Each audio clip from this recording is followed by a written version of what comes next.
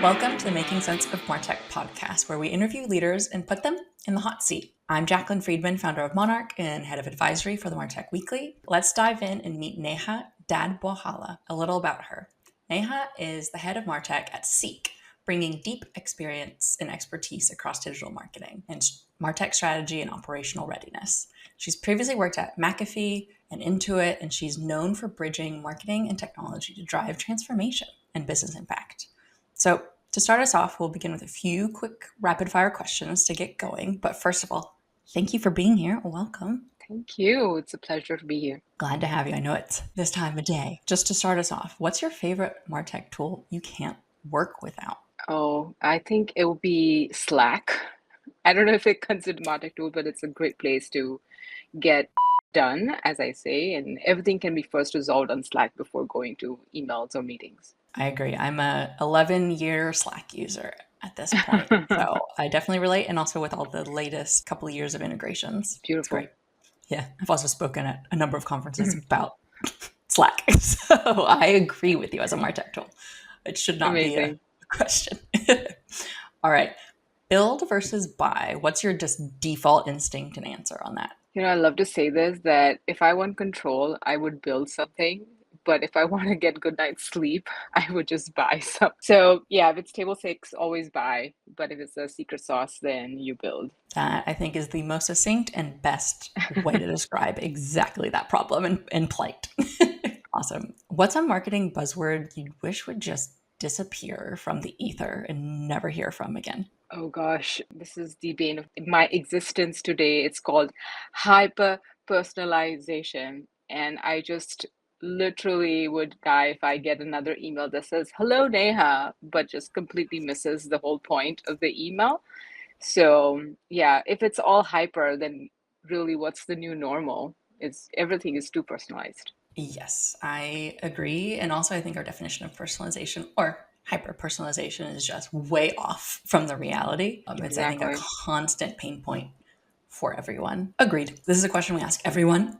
Who is someone you admire, professionally or personally? I'll go with the personal thing first because it's the easiest one and maybe the cheesiest answer you've heard is my mother. But I really think that she's one woman that has kind of lived through the ages of technology, and she can literally sell me a new piece of tech without giving me enough reasons as to why we need it. So she is really a great adapter of new things from an age perspective. But professionally speaking, I really adore the ways of how Satya Nadella at Microsoft really has given us a lot of empathy in tech, like his belief system in how to bring that empathy to work and build the growth mindset has really changed the way we operate today in our business. I professionally do think that he is a change maker. Definitely agree. So to start us off, how do you define the term marketing engineer in this new generation of Martech leaders, especially in your role at Seek and kind of what you've been witnessing in the industry?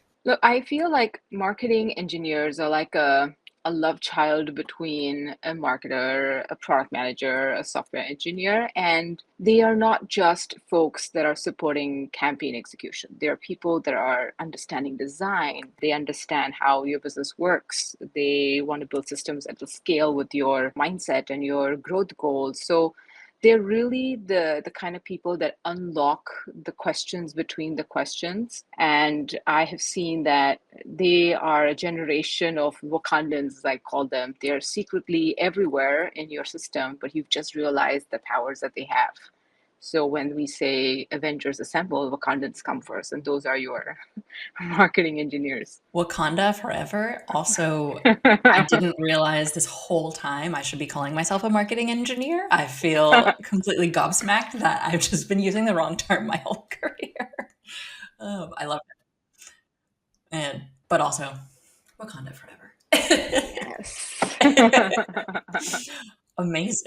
You know, over a period of conversation with me that I have a lot of DC Marvel plugs to make, but I Good love to know. But I will be seeing the new Superman, mainly because, and this got cut out, I owe my dad a Father's Day dinner because I didn't feel well. It's the best. He's the okay. best.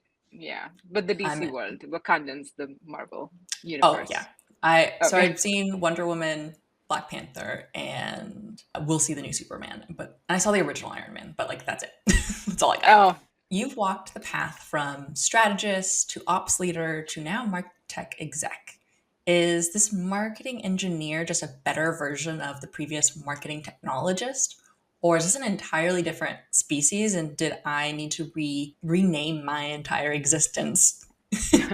I'm tempted to say that it's an upgrade to your existence, but it's really not. It's more like an evolution, I think. Like when I first started my career in the early 2000s, and it just kind of feels like ages me so much knowing that I started so early, but there was no technology that supported marketing at that time. There was no e-commerce, and then just it evolved. The only roles you had in the company were marketing strategy, and those were still like mail-in stuff and flyers and events. But so it is an evolution of the role. It's actually a meeting point between strategy and execution. The more volume grew in the adoption of these technologies, the more work happened in the marketer space, and marketers became more savvy to like SEO and SEM and then paid and everything else. So it's really, going from just thinking strategically to now building strategically. So it's definitely been an evolution and a journey. And I've seen it myself. I went from being a strategist in the marketing space and customer technology and,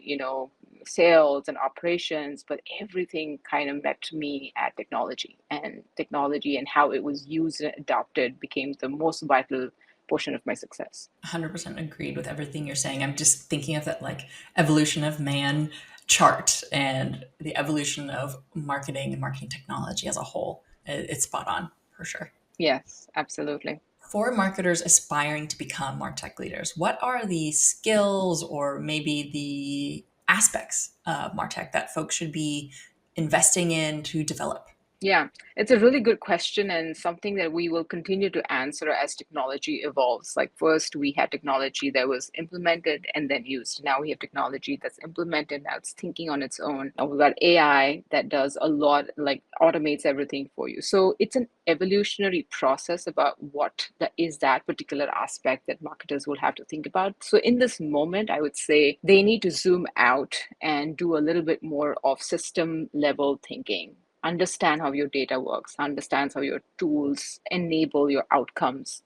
It's a difference between just fixing a form to now fixing the entire funnel, and then where does in technology meet your funnel, right? Where can it enable it, where can it grow it, where can it close the gap? So system thinking is something that marketers definitely are beginning to see is becoming a more part of their journey. Like product mindset, I think everybody should have a product mindset. Treat every campaign, every platform like a product and solve the problem for the future. Just plugging problems today is not going to help, so a product mindset. And then definitely continue to have the emotional EQ to still service the customer that's looking at that experience, which is what marketers innately bring to the table. But understanding that technology is going to meet that experience, that is going to meet a human on the other side, is still going to be very vital in understanding where their experience is failing or where we need to meet them in a better way. So continue to have the people emotional quotient. Since I know you love Marvel, it's making me think that this role has evolved to become like the superheroes of any company, because if you're doing all the systems thinking, you're understanding both business objectives, but you're also understanding the inner workings of how to make things make sense, like the nexus point. So which Exactly. superhero do you think we would be? I think it's the Iron Man because Oh, he was just an industrialist and he decided that the world needed someone to wear the armor and understand where the problems were. And so he built one, then he built a better one, and then that's the evolution of the Iron Man today. So I would definitely think that they're still humans on the inside, but they wear a great suit of technology. I love that. We've talked about some superheroes. So now that we've kind of identified the Iron Man of a company, in your view, like how is the line blurring between marketing and engineering within these MarTech teams? Like you kind of mentioned this like marketing engineer is part software engineer, part this, part that. Like are they two separate distinct things? Are they converging? What do you predict or see out in the market? I think that they are converging, and somewhat the lines between these roles are almost disappearing. You would see in a traditional organization, there were firm lines of what product would do, marketers would do, what technology would do. It was almost like a funnel of its own. Product decides something, goes to market, and then technology builds it, and there's all the other processes. So, but all of these lines are sort of blurring because of the central point being everybody needs to own the product goal, everybody needs to own the customer goal, everybody needs to own and that's because technology is bringing all of these things much more closer together, and it's making it easier for every person within the organization to know what's happening in the other person's shoe. So the lines are disappearing. A product person can understand how exactly a technology is building an experience. A marketer can understand how sales is happening. They can look at the numbers. So it's definitely disappearing over time. I think there have to be, over a course of time in the organization, units of people that are going to chase a certain goal, but they will have roles in product marketing, technology, but all working together. It was like, think of it as an agile sprint framework where there'll be representations from everywhere and everyone will drive an agenda. So I think the evolution for modern SaaS companies is going to be these smaller tiger units that are going to chase goals versus just a one large piece of people kind of chasing one portion of the business. Agreed. We got to break up those silos, and this is a great starting point. And so I guess Exactly. for those who are trying to figure out how to unsilo what is historically always very siloed, what structure to your team, to the culture, do you try to foster to create collaboration between the marketers and the tech team building the tech or building upon the tech? Yeah, such a great transitional question because the main idea is to break down the silo, and the breaking down of the silo means to understand what you are marching towards as a goal and have a shared understanding of that KPI, whether it's an objective, it's a goal, whatever that is. Begin to have the same definitions for your data, begin to have the same definitions of your ideal customer, begin to have the same definitions around what a customer journey ideally would look like for everyone. I think that is going to really break down the silo in the first place. So always have a mindset of having to be able to share that ownership across everyone, being able to have a more transparent prioritization process where product and marketing and sales and martech can all come together to understand what needs to happen to meet that particular goal. And prioritization is such an important piece of the whole puzzle. I can't even begin to tell you that lots of teams lose sight of what they're trying to do because they're not prioritizing the right things, because they don't understand where the blockers are. So structure and prioritization and clear objectives as a whole will drive you to this place where everyone will share the vision instead of holding it in one spot. Agreed entirely. It makes me think one of my favorite ways to try to help in those situations is the Eisenhower principle and really Yeah, understanding the priority versus urgency. totally. And I think a fair amount of organizations get stuck in which one is the most revenue generating. And if it doesn't generate revenue, it's not worth prioritizing. And I mean, I've been on that receiving end of like, hey, this doesn't bring us any money. I'm like, it saves internal money. I promise it does. Yeah, absolutely. This time, and it's very helpful to get out of just budget wise thinking. It's really like what has the most impact ultimately, whether it's internal to your customers, you name it. Exactly. And having that shared empathy for that impact, right? Everyone Yes. has to be equally devoted to that cause for it to move forward. Yeah. And to your point, that's where that standardization, as a personal standardization nerd, is really helpful when you're speaking the same language. You have the same Yes. ultimate goals. You might have different ways to get there, but Yeah, ultimately you're working towards the same thing. absolutely. Couldn't agree more. So we've been talking about some of the mechanics. I'm curious what you think of operational readiness, what that means in general for those who don't know, and also how do you balance building for the future needs while also, to your point, staying agile and just managing the day to day? I am in love with this portion of the business, operational readiness, because it's like being ready for something that you're never going to be ready for, but have a plan for it, or a plan an A and B for it. And it begins with the understanding that change is going to happen. We just have to figure out when change comes, how we're going to react to it. So that, in a nutshell, is what is called operational readiness. The ability to have a very clear view of how decisions get made. It shouldn't be at your doorstep and then you think about, hey, is this worth my time? How much risk is it going to be for us? You should be ready with the framework of this is how we make decisions when we need to in the hour. Two, it's about removing the bottlenecks and making sure that there are right folks in the right places to make decisions and percolate them throughout the organization. Three is always working in this 70-20-10 rule that I say, which is 70% is run the business, 20% is going to be towards the future, and 10% is always experimental.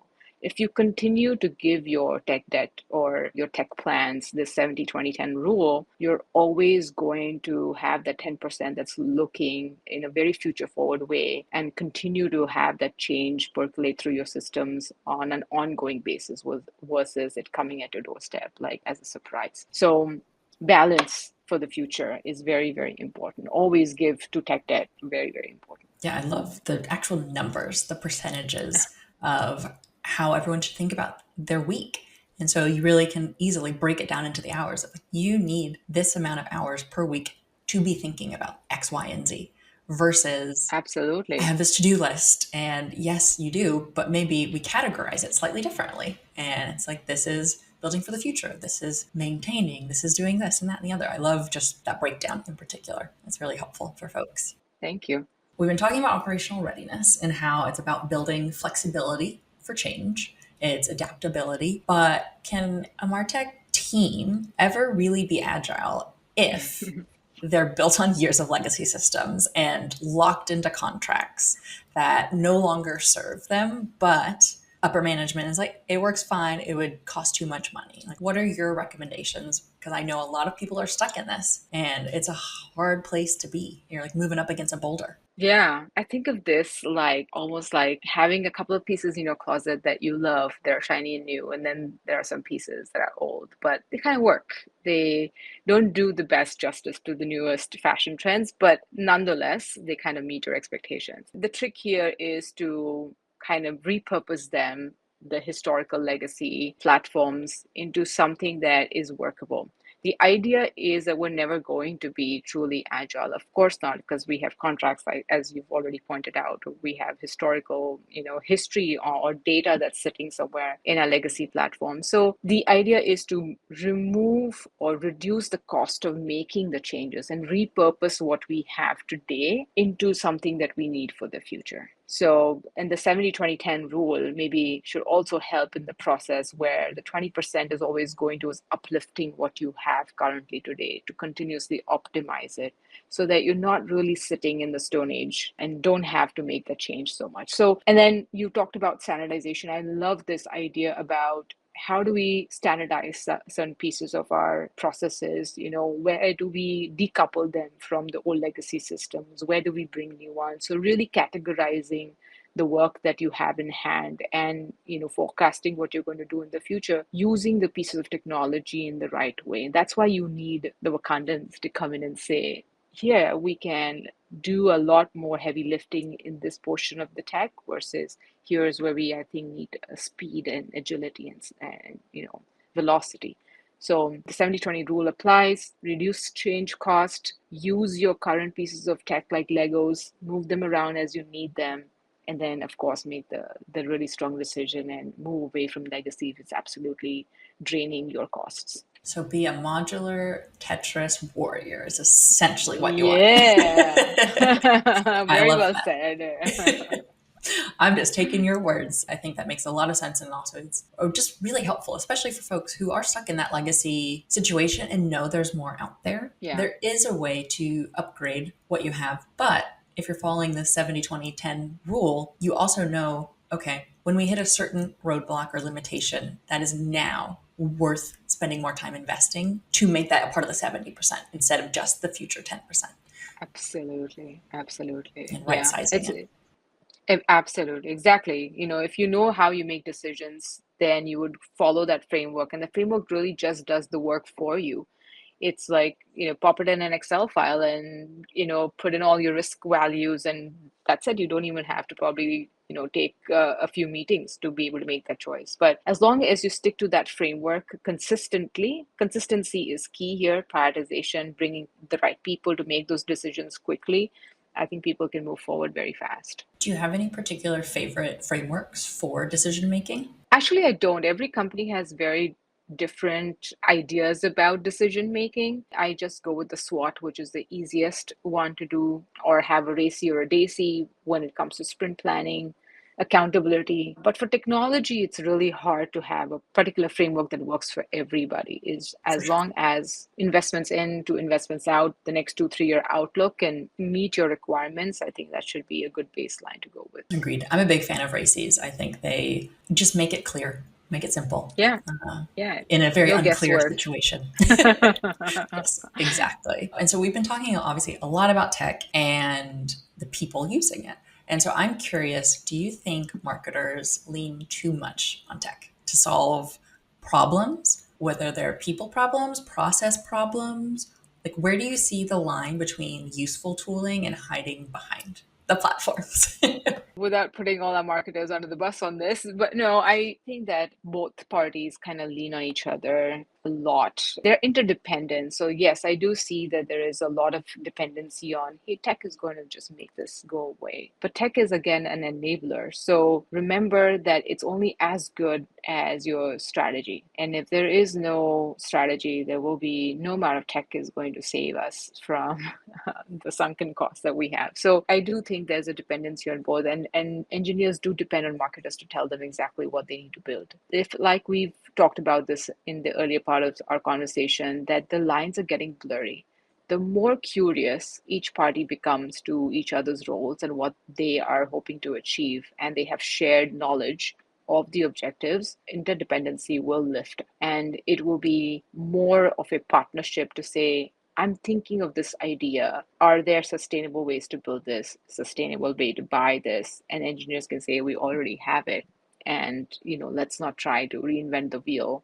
Let's use what we have, right? I do believe that the breaking down of the silos, the shared concepts of objectives and KPIs, the curiosity in each other's roles will drive a more efficient way of thinking and lifting the interdependencies that folks have with each other. Agreed. It makes me think of, it's definitely not my phrase only, but I think of SOS, like shiny object syndrome. And Yeah. don't know, every team is subject to it. I feel like marketing and marketers happen just to be the most targeted, mainly because marketing is really hard. Everyone thinks they can do it until Mm, they realize how hard it is. absolutely. Versus most people wouldn't say I'm a software engineer unless they actually know how to be a software engineer. So it's Agreed. always that. I think we get the bad rep and rap without. Yeah, yeah, I agree with you. I think marketers' jobs are getting even tougher given that there's so much technology. There's so much pressure on them to personalize everything, model create for something, find the right data. But their role is become critical to understanding exactly who they want to target, why they want to target it, and then bring in their partners from tech to say, how can we do this, right? So I think both parties have a very critical role to play, and there is a solution. That's the good news here. Once you get the partnership right, I think everything works. It's just like being in a good marriage. I think both husband and wife need to speak the same language to be able to move forward. Yeah, I think of any relationship, whether it's a marriage or a friendship, doesn't matter your gender. You have to have same core values. You have to have the same just core beliefs and stepping off point. Absolutely. And the friction comes when that is not not there. Exactly. All right, kind of thinking broader picture, a bit bigger. What trends do you think we should be looking out for in the career path of a marketing engineer? I feel like it can go in so many directions. One can take a path of becoming a marketeer who is very well embedded, like a T-shaped sort of career path to say deep expertise in tech, but broad expertise across the business. So the CMO route could be great for someone who is beginning to think about more marketing strategy coming out of technology, and vice versa if marketer wants to come back into doing more technology pieces. I think data is becoming a vertical that is more and more important, also a very good and connective tissue between product, marketing, and technology, how data gets stitched, how it gets housed, how it gets cleaned. I think if a marketer has a curiosity in the world of data, there is just so much that they can bring from their understanding of how that data is getting utilized. Today, the people that mine data may not really exactly know where the data is getting utilized, but a marketer might. So if you want to be in that, have passion for Python, maybe something that you can do. There is currently, I don't see like a very big picture in the growth of a martech person, because it's still at a ceiling where it's still steady at technology. I think that ceiling is going to be broken soon, where we can, as martech folks, can actually go into business strategy operations. I think our mindsets are really built for that, like growth officers or customer officers, etc. So there are quite a lot of opportunities in the market. As the technology evolves, we're yet to see what we can bring to the table in terms of careers. Yeah, I'm excited for that ceiling to be broken because Yeah. while I have a bias here, I do think the MarTech person, the marketing engineer, actually would be a really good CMO. Both they know how to talk to different audiences that are completely different than themselves, not just talking about your customers, talking about internal customers and stakeholders, but also they can see how people process and technology in unison can Mm. make everything just empower it, make it work better, and honestly just make everyone's life easier. Yeah. But my bias is showing just a little bit. That's all right. You can have one. I do definitely think that there's a lot of growth in the space for the marketer to become a marketing strategist for sure. I think it just makes sense that since we've already talked about the lines getting blurry, it'll be so great for a CMO to understand the technology and the jargons when we drop and say APIs and SDKs and CDPs. And if a marketer understood that right, or the leadership understood at the right go, we would not have a problem of selling the technology to our senior leadership. People would just know what we're talking about. Agreed. And kind of harkening back to something we talked about in terms of legacy platforms, I have a feeling if someone who is in the current MarTech space and understands how, one, technology is evolving, two, what is or isn't working in the present day of next generation platforms, there'd be far fewer top-down decision making as opposed to what Bottoms up. platforms Yeah, actually work for those in the tool. absolutely. And so I think it would just be more informed strategic decision making as well as platform decisioning as well. Yeah, and we've come a great way actually in the world of MarTech technology and tools, right? From like just using heat maps and doing funnel metrics to now doing, profile level PII information and, profile freshness and readiness. We've come a long way since then. So it will be great to have each and every person become a technologist in the business and then make those decisions a lot more easier to make bottoms up. So I totally agree with you. I agree. And also the fact that we haven't even mentioned AI this entire episode is both surprising. Exactly. Maybe that's what you meant when, what word would you like to never hear again in the marketing Yes, space? yes, I could have said that. I could have said that AI, but there's a lot of debate. We can have a whole Yes. podcast around AI and, Yes. what is the condition around it? What is the usage? How risky is it going to be? All right, Neha, we're on our last question that we ask everyone as well. Who is someone we should also have on the podcast? I think I have a laundry list of people you can have, but Ooh, I like laundry I lists. yes, so let me begin with someone that I have seen at work. So my previous employer, Intuit, there is a great woman leader, Lara Bazaz. She was our chief growth officer at CMO. Really amazing to see her in motion, bringing and adapting technology as the times have changed. QuickBooks was one of their shelf products that went from being a disk to being a cloud-based offering, and what she has done for technology to come in at the right time and the right place at the same time driving the right customer sentiment for so many years has been phenomenal. So I'd love to see her on the Amazing. show. She's really a CMO who is also a technologist, just what we were talking about. She's really blurred that line. From the folks that I admire in terms of reading, I love Brandon Purcell from Forrester's. Everybody reads it, but he has some really great sharp views around, customer intelligence and the intersection of tech and trust. And we haven't talked about AI, but AI being, the future of it, how will that impact marketers and technologists? I would really love his point of view on where Too. all of this is going. And the last one, and I'll leave it at that, Scott Brinker he's an ex HubSpot. He's practically the godfather of technology and how He's its not evolution is practically. at. He is. He is. And he knows it too. I would love to hear from him on what are his trends in his mind and where all of this is going, especially around careers in MarTech. I'd love to hear Scott share some light on how he came about his and what we can do to sharpen our tool sets as technologists. Agree on all of the above. Well, thank you so much for coming on here, staying up a little later than planned, but also where can folks find you? Well, LinkedIn is the best source for me. So you can just look me up at N Dadbhawala at LinkedIn, and I'm happy to chat and happy to take this conversation forward whenever you want. Awesome. Thanks so much.